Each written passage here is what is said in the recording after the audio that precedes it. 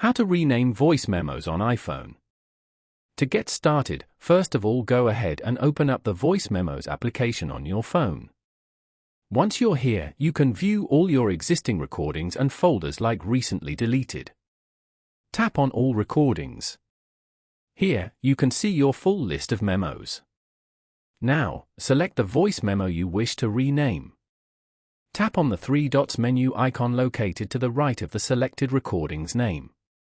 From the options that appear, tap on Edit Recording to proceed.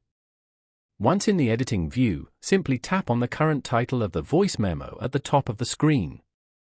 The keyboard will appear, allowing you to delete the existing text and type in a new name for your recording. After typing the new name, tap anywhere on the screen to dismiss the keyboard, and then tap on Done to save. You'll see the updated name in your list of recordings. Following these steps, you can easily rename voice memos on an iPhone.